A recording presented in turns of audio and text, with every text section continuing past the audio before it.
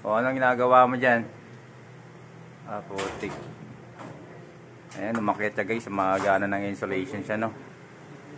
Ayan. Umaapak pa siya paring. How? Okay. Ayan, magana yan siya. Ganong katibay guys yung ating ano, no?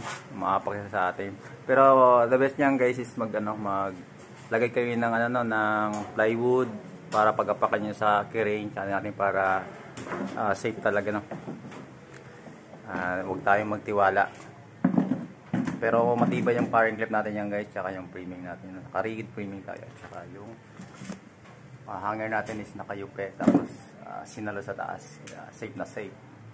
Sa mga screw yung gamit niya guys, mga flathead screw. Kaya matibay. So hindi tayo gumagamit ng rivet, no, kasi aluminum lang yan. Hindi natin pwedeng katiwalaan yung aluminum. Yan lang guys. So dito electrical tayo dyan ngayon. Tapos takip na tayo ng mga cob. Tapos na tayo dyan. Tapos doon 3 list doon, 3 list. So yun yung gagawin natin. Tapos yung electrical. Ayan. Ayan. Tara. Go na tayo. Go. Tapos dito pala guys, cob dyan, cob. Mamaya malaman natin yung design sa gitna kung ano yung iba additional. Okay.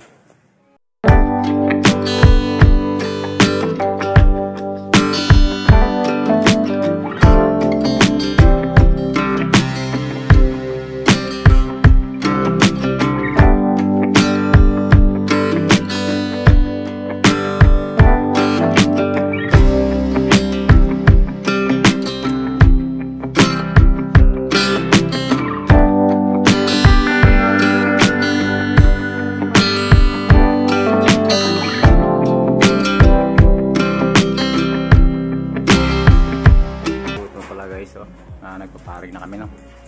So paglagay nga pala guys ng paring clip ay ayan, pasok mo dyan, tapos upiin mo lang. So yan, i-down lang natin sa ilalim, no? Tapos double clip yan guys, kasi marami tayong design dito, no? So double clip natin yan, kabilaan siya.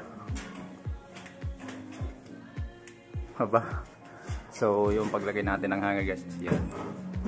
Ayan. So bali UP ito, tapos may double screw. Ayan, naka double screw na siya. Tapos meron siyang UP dito.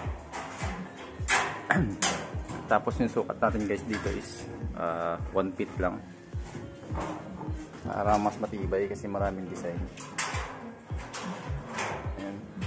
Tapos yung channel natin dito is naka-ugat sa wall, ay sa beam, para hindi siya magalaw.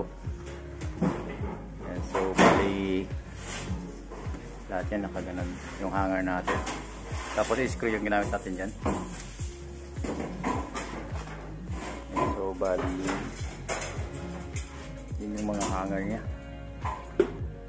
Ayan, masyado marami. So yung agwat lang namin guys is 1 meter lang. 1 meter lang yung distance ng mga hanger namin. Rigid framing tayo guys. So tara, lagyan natin yung paring para makapag-layout na tayo guys, no? So meron dyan guys is cob, tapos dito meron dito double cob na float. Yan sa kanta sa side is double cob, ay side cob. Tara.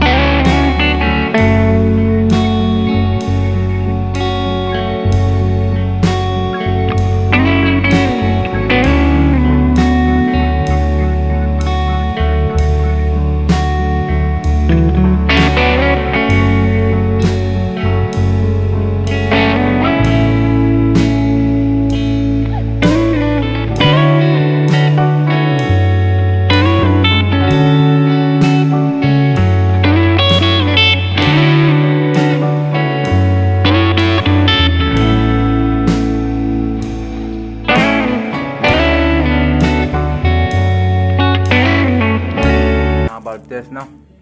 So na bulb test natin yan yung kalalabasan ng ating ginawa. Ayan.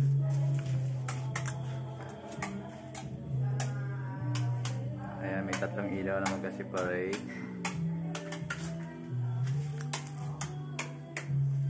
Ayan, dito na side, tapos yung doon na side. Ayan.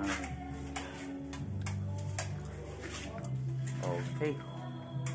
So, ito yung finish natin guys sa formworks. So, pintor na lang ang bala. Pwede tayo sa outcome ng pintor. Thank you.